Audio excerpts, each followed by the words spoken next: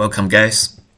And today we are talking about the premier new tournament, the first of its kind, the Nanyang Cup. And this one is on par with the likes of Samsung Cup, the Yin Cup. It is a brand new one, so all Go enthusiasts should be very, very happy. We get a brand new Go tournament to see, and it's very, very exciting. Let's take a look. The Nanyang Cup is sponsored by the Singapore Weiqi Association, Weiqi, Chinese word for Go, and this is the first Nanyang Cup International Weiqi Grand Masters Championship. This is very, very exciting. It is also the first Singapore-sponsored, super large, world-class Go tournament. The preliminary competition is the round of 32, round of 16, round of 8, and the semifinals, all the way down to the finals. This happens between November 1st and November 7th, held in Chengdu, China. If you guys know a little more about myself, I was born in Chengdu, China. And yes, I was born in Chengdu, China, and this Go tournament is the first of its kind to take place in Chengdu, China. And the main tournament is going to be around 32 players from around the world. It will feature many of the players you guys are familiar with: Shin, Jinseo, Ke, other strong top players. And this is the qualifications in the Singapore Weiqi Association. So this year, this tournament, they are inviting one player from the North America, and we played in that qualification tournament, although we did not win in the end. So someone else, Jiang Minju, he is representing North America this time. They invited one player from Europe, and that was, I think, Andrei Kravets went from Europe. And they also, as you can imagine, invited one player from Singapore. And so this is their, this flyer is their qualification tournament. And one player from Singapore, and the first of its kind. They also invited one player from Thailand and one player from, I believe, Indonesia. And why from these places? And that's because Nanyang is translated as Southern Ocean. Southern Ocean to China, basically. And if you take a look at the map of Nanyang, it is this.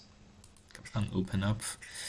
Well, you guys can see this is basically Southeast Asia and the island nations. You'll know that Singapore is is right here. Malaysia, Thailand, Indonesia. So this is why this is this Go tournament.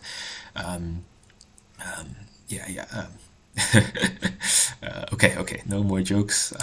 I can think of several jokes about this. Okay, this is This is the Nanyang Cup, the first of its kind, the first Go tournament. And here, without me talking anymore about introductory stuff, the most important thing of any Go tournament, the finals will be a best of 3 format. All the others are the round of 1 format. The organizers are also issuing 2 wild cards. Is this what you guys were thinking as the most important thing to any Go tournament? Okay, we'll get to it. We'll get to it. The most important thing, the prize money.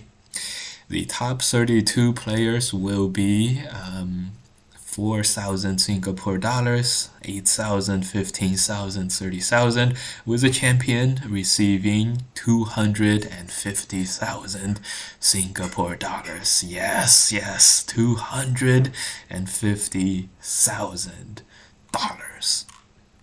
Yes, so this puts it right on par with the top World Go tournaments. Now these are Singapore dollars. I did the search for you guys. One Singapore dollar is 0.76 US dollars. So 4,000 is 3,000 US dollars. 8,000 is 6,000 US dollars. 15 and so on. So a very, very hefty price, and this is also why you guys will expect to see the greatest players in the world compete in this. And here we go. We are gonna, before we start looking at the games, one quick thing to remember: how we look at top games in the world. Remember to look for thickness, influence, and territory. They are always fighting for this stuff. They are always fighting very, very quickly. They are always in a hurry to win. Okay, and so without further ado, the story of this tournament, of all Go tournaments nowadays in the top of the world, is: can anyone stop the number one player in the world, in the form of Shin Jinseo, the young player from Korea. Okay, and we're gonna take a look at these games from our Fox server. This is my Fox server. It's the English version, and if you guys have a version of Fox that is not through Verizon Wi-Fi, your internet is not through Verizon Wi-Fi, then you will be able to access their game records here on the right-hand side. And this is how you can look at these game records the same way that I am looking at it. Okay, so we clicked on game records. This is my games. Okay, you will see your games. And pro games are played by professional accounts, which my games are a part of. If I play on my professional account, this one. Broadcast games. These are the broadcasted Go tournament games. And here, the first Nanyang Cup, we're gonna take a look at can anyone stop the number one player in the world, which is Shin Jinseo. And okay, let's go look for his name. Some of these names are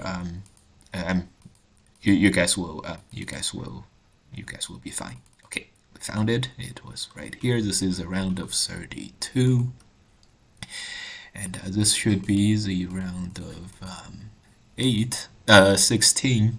And okay, let's go take a look.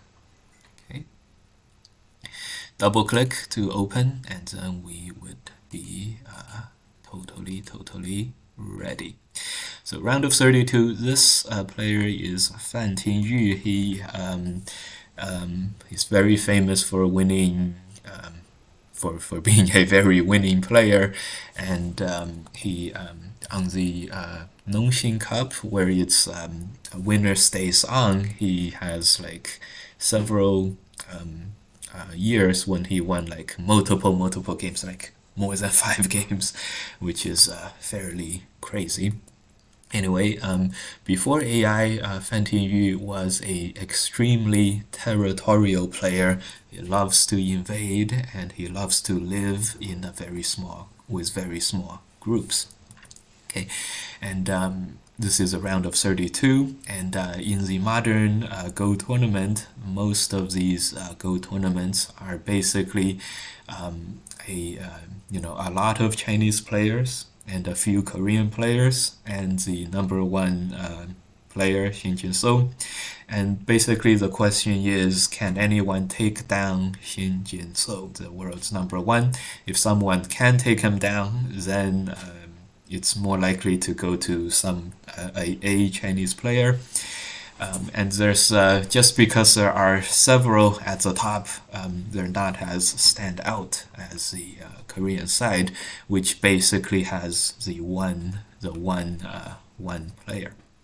Okay, and so Fan Tingyu, he was an extremely territorial player. Shin Jinseo before AI was a very fighting, very he succeeded through complicated fights and complex situations. Okay, and after AI, you guys will see a remarkable adaptation from all Go players, from all strong Go players, and you'll see them sort of patch up the holes in their games, such as Fan Tingyu. So one of his relative holes would be he's too territorial sometimes. And so with the help of AI, he and other players who are all clearly leaning one way, they are able to sort of, deal with the biggest weaknesses that they have, which is very, very good. We will see later a hometown hero Go player. He is also able to patch up some holes in his game as well. Now, okay, so by the way, this is one reason that I believe we have seen some victories by Western players, North American players in these World Championship players. Fernando Aguilar from South America has beat several Japanese 9-dan professional Go players. Ryan Lee famously beat the Chen Yaoye, the #8 world champion, and several other players in these World Championship tournaments. However, this has not happened since the AlphaGo AI era, since 2016. Chat and feel free to leave a comment of someone who has won. I don't remember any off the top of my head, and I attribute this to studying with AI, and the Asian professionals, they are able to patch up the holes in their game and generally like really up their level of play to something really beyond reach for most players, especially players who are not able to spend that much time at the game. That's my theory. Let me know if you guys have any other theories. Okay, so this game started like this. This is a common, very common Joseki nowadays. Nowadays, there are many more Josekis that go like this, where one side tanukis, and the Joseki continues with one side having a clear advantage. So if you guys a little bit more on Josekis here extend in first, because if white blocks you Atari, this is good for black. Generally white will connect, and the Joseki that I know go like this, and then here you go for this connect or the tiger mouse, and then you have two very good points, Atari on the outside and crawling in on the inside. This is very similar to the 3-3 Josekis that we covered in the previous video that we did, and it's very, very even. White spends one more move than black in this area. Okay, that is basically what the AI is suggesting as well. Okay, so in the game, Fan Tingyu decides to play a different one. This one, very, very solid. I don't know why he didn't play that attach. Okay, all good. Clearly he wanted this position, and here we see some of his nature coming into play. Very, very territorial, including this headbutting move. But there is one, and here we see one very interesting thing, very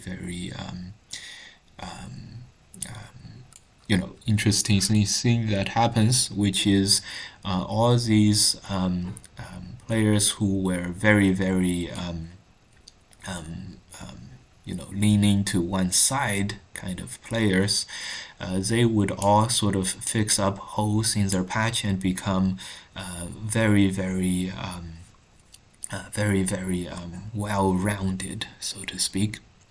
And here Fan Tingyu has no problem playing this kind of a jump, which is the AI move, whereas the old Fan Tingyu probably would have played this move, where it's a lot more.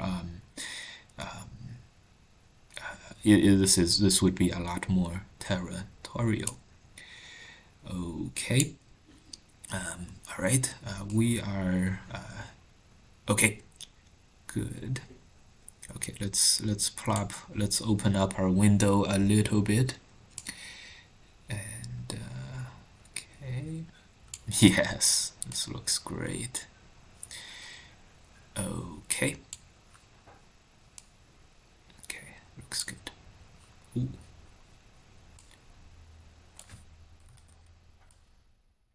Okay, looks good. Okay, so yeah, look for players to be more and more perfect and play like more well-rounded in the modern day and age, especially the players who are extreme one way or the other. Okay, and white gains slightly from a Joseki win, and this is Chinese rules, so there's a slight advantage to white in the beginning. Now, here is where we are gonna start bringing in our, how we understand professional games into this. And here, instead of playing something else like extend, things like that, here white plays this move. This is very territorial. This is making territory right away and letting black move out like this. So very normal stuff. However, this is not optimal to AI. And this could be a specific strategy designed for Fan Tingyu who really likes a lot of territory. We can see here white also taking a very territorial stance in the game. Okay, so now and Fan Tingyu is now forced into this territorial framework kind of thing. Remember, the theme is very extreme players in the past will become more well-rounded and more reasonable nowadays, and also top players in the world will be relatively strong at all types of games. Okay, and so here Fan Tingyu goes into a very potential territory moyo heavy style. By the way, as we are getting into the middle game fighting, this Go tournament, the Nanyang Cup, is also the first of its kind to feature the Fisher time, which is the players have 120 minutes, 2 hours, and they have 15 seconds of time added every move. Now, for the average Go tournament, this is a very slow time setting. However, for these world-class tournaments, the 15 seconds of added time generally is not that important because the tournaments tend to be slow anyways, and so the 15 seconds don't really add that much, and they would, 1 minute of Byoyomi time is likely faster, much slower and more comfortable for these players than 15 seconds of added time as their time ticks down. So time management becomes a very new thing for most Go players in this tournament type. Okay, good. Here, Fan Tingyu decides to attack in a very reasonable way, which is strengthening the weakest of the attacking stones with this diagonal move. And so white ignores him and then strengthens white over there. A few moves here happened with white not giving in anything, and look for so Jinseo decides to Atari here, and this leaves a bit of corner weakness, leaves black very strong on the outside, but white has also solidified his territory. Black goes for the attack here. This is so black is strong enough on the left, so the attack comes from the right, also surrounding territory on the right. Makes a lot of sense. Okay, this double jump was very, very nice. So remember to our main ideas about the game. Players are very much in a hurry to win, therefore they will not play very slowly. So this double jump is very, very efficient. And remember defender's advantage, which is the defender can sacrifice stones, and it is very, very important to play very, very efficiently when you're under attack. So here we don't see white playing here to make two eyes. We don't see white jumping one space or diagonal moves, attachments to make eye space. White plays the double jump, which is really efficient. And this is something that we definitely want to see, not only from the top players in the world, but also if you take any lessons from your teachers, do what they do and not exactly what they say. Most of the time when we are trying to improve, we see our mistakes, and often it is moves that are over aggressive, that leave out some weaknesses. However, if we do try to play without any mistakes, without any weaknesses, we end up playing just too slowly, and we never contest for the win anyways. So play how your teachers play against you, which is very, very aggressive, very, very efficient, not necessarily how they advise you to play, which is try to play without any mistakes. Okay. So in this game, black goes in for the corner. This is some of Fan Tingyu's nature coming up. When fighting escalates, look for this type of player to, go for his bread and butter, which is a lot of territory, and then switch over to the defensive on the outside. So here, black switches into the defensive, leaving a cut over here on the outside, push and cut, not planning to attack white anymore because of this weakness, and taking the territory and also the more defensive mindset at the same time. By the way, this is also how I like to play personally.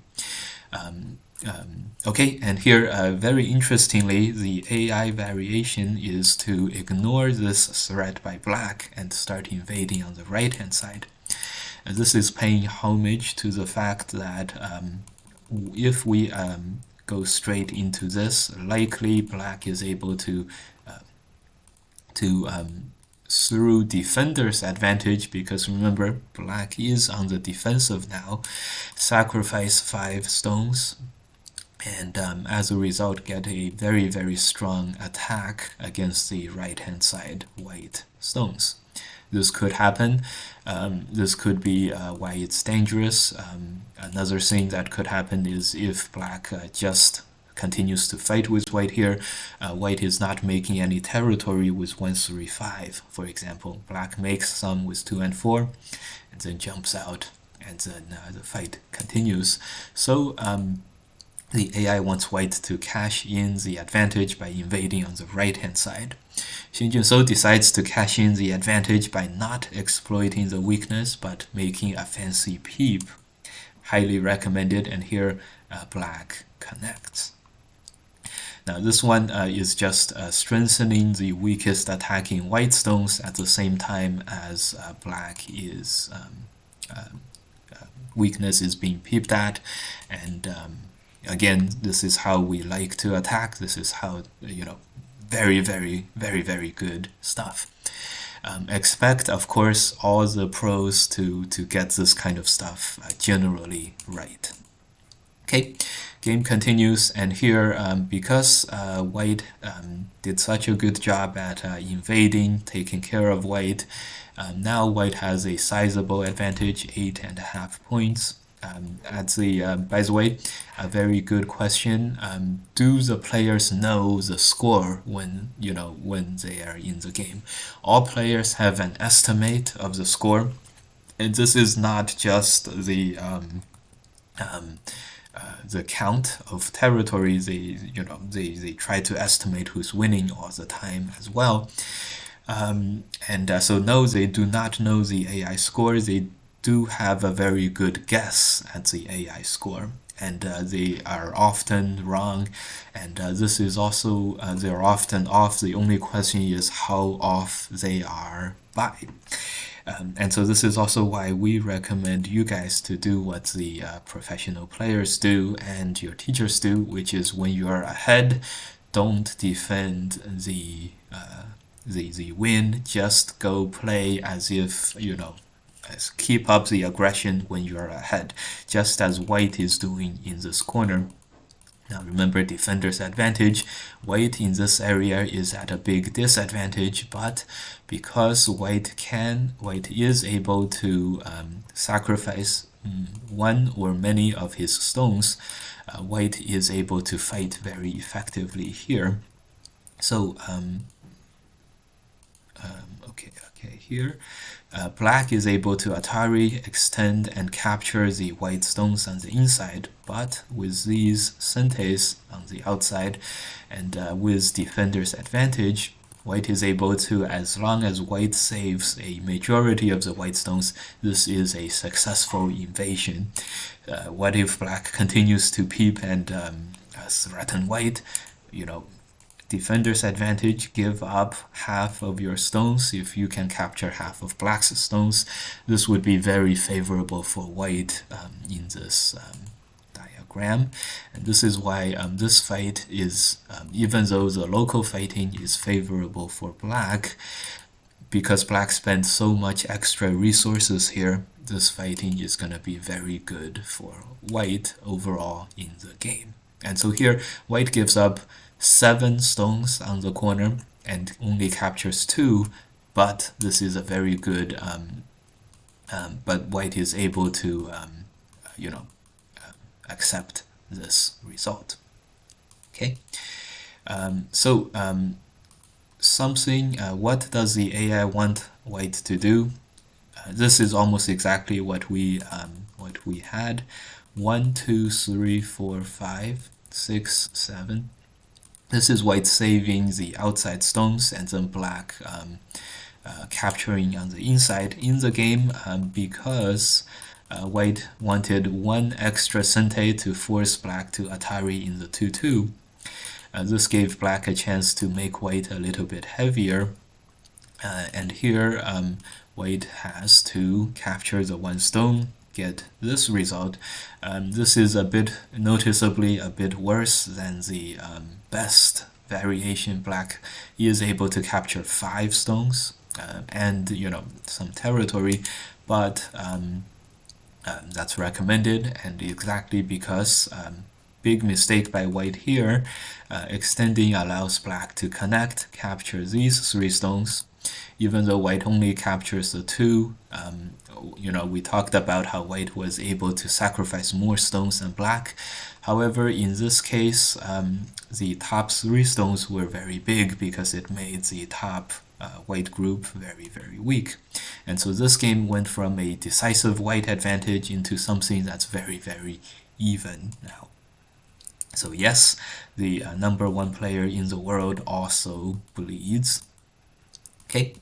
However, black best move is to start defending this black 3 stones, and here Tingyu goes for this aggressive move to peep. He wants this to happen.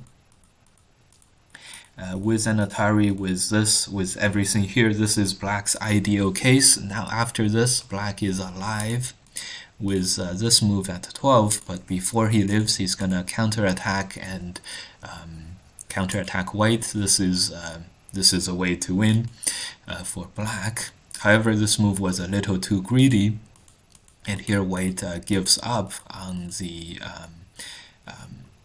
on capturing that one stone, and instead was able to find some more problems inside Black's territory. So this just shows, players are very, very aggressive, and it is totally okay to make mistakes when you're trying to go for something that's very, very ideal. And even top players in the world make the aggression mistake very, very often. Totally fine. If we can play, half as good as these players, we would be very, very happy. Okay, fighting here continues, and here a compromise was reached. White gets a corner, ko in the corner. If Black plays the block, Atari, White has this move in Sente. Black has to push and then play here, then White can connect. This connect is going to help White cut something like this, and this is just a totally lost for Black. Like this, even if Black plays this way, Black is much weaker than before, and White can save this, threaten this, and just so this is White's ideal. Okay, so here we can see two, over-aggression mistakes from both sides, Black on one and White on the other.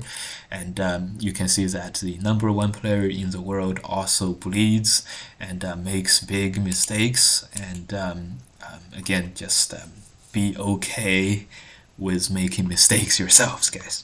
Okay, so White plays here, Black will ignore. Black plays a very nice move here. Remember the problem was White playing this move, and so here Black plays here. This threatens to connect with the other side. So if White Ataris, I guess the move is here, making a okay, let's check. So AI wants White to block and then connect. This way White still gets this shape, except Black has many more points in the corner. And then now, this is the AI variation. Much bigger corner, Black is able to accept the bad result on the outside. Now, what if White just Ataris?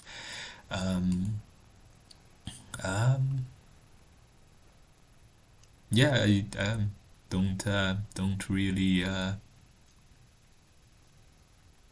maybe okay. Anyways, this Atari might be a ko, but maybe that's more helpful for Black. Okay. Anyways, so in the game, White plays this move, and that swings Black into a lead, which was very surprising. And here you can see, best player, #1 player in the world, up 9 points. A few moves later, behind by 5 points. Okay. Okay. So now Black plays this way. This fixes the right-hand side group, and then now. Basically, White has gotten almost nothing in return for attacking the right-hand side Black group. Black captures a 2. White gets 1 extra Atari here, which would make a ko later, but the point is when White Ataris, Black ignores, White captures, Black ignores, White has to capture one more time. Black will ignore again, and it is still a ko. So White basically can, this way White is alive. So 3, it's a 2-step ko. So basically this makes it impossible for, not worthwhile for White to start capturing on the inside. And this basically, remember White played this move earlier to separate the two sides. and this is basically white falling behind by half a move and or one whole move, and not being able to continue, or it's continuing being small is a very, very big detriment. Okay, so black is now with a 4-point lead, and the AI wants him to play this attach, push, jump, and fight it out on the outside, assuming, and here we can noticeably see the top right corner for white not alive, the middle for white group here not alive, this one group not alive, the top hand side group also not alive. So this is a very dangerous situation for white now. However, black also doesn't have that much territory. Remember, white destroyed the black territory in the moyo, and then white is not dead in the corner. So let's see how they do it in this game. It's very, very open as of now. Here, black plays this push, which is very reasonable if we're attacking the right-hand side white group, but white can live by playing here, so this group itself is not threatened, and white, #1 player in the world, takes the moment to jump into black's corner here. This is a very big move. It threatens black, and it makes an ice space for white here. So diagram attach, basically this is going to happen. This makes more ice space for white. White can also play this way, one eye for sure. This just makes the outside attachments not as severe. So so going back, why does the AI want black to play this attachment and keep fighting here? Here we understand now. Fighting here like this, 1 2 3, it strengthens the corner a bit, and it creates a cut here, and so this is sort of if black is able to take the initiative in this fight, suppose white plays here, black blocks here, and this could force white to play many moves that are purely defensive, that are not making any territory in the center. Okay, so so in the game, black plays this push, which doesn't directly attack anything, which Jinseo, #1 player in the world, takes the opportunity to start attacking black first. After white strikes first, there are no more counter-attacking possibilities to the outside, because white has now strengthened himself at the same time as white is attacking black. So attach, basically is not really threatening white on the right-hand side, and that allows white to play the 2-3 point diagonal move and really bully black. Okay, so a bit of a slow move gives white a little bit of an initiative. And wow, look at this. So white tanukis this attack. This is black's follow-up to the top hand side. Gives up the top in order to attack the corner in this grand exchange. Black accepts, and white captures the corner, black captures the upper side. Very, very interesting exchange. And nice. So here black plays the endgame move here. Now remember, because even though white was unable to capture black in one move, black is also not able to capture white in one move. Atari here, this is a sente move, and then Atari. Okay, 1 2 3 being sente, white, black has to capture by playing here. Black is able to capture white in one move. However, with 5, black's group here now is also not totally alive. Something like this would make black into no ice, and this is White's endgame, basically. In the game, White continues to play here, seeking any possibility of living, and here Black captures White cleanly on the bottom. I am sure the AI, the best move for Black is to play this Atari, trying to capture in a very, very grand scale. Interesting. So there's some agi for both players with their dead groups, and it's a question of who can extract more. Okay, in the game, White does go back to this. This can be construed as an outside-inside exchange, with this move helping White in the endgame. So in the game, White plays here. This turned out to be Sente. Black played a very defensive and thick move here, and White plays this block, attacks the left-hand side, and so the result of this grand exchange was that White is slightly ahead. White is ahead by 6.5 now. Let's see if we can see a huge territory for Black on the upper side, huge territory for White on the lower side. Let's see if anything big happens in the end game. Black claws it back closer and closer, but White is gonna be ahead by around 4 points, and here Black resigned. Great. So this exchange was very, very exciting, and it's very difficult for either side to play well, to judge well, and this is one of the most interesting parts of the game. Totally even exchange. Later on, still very, very even.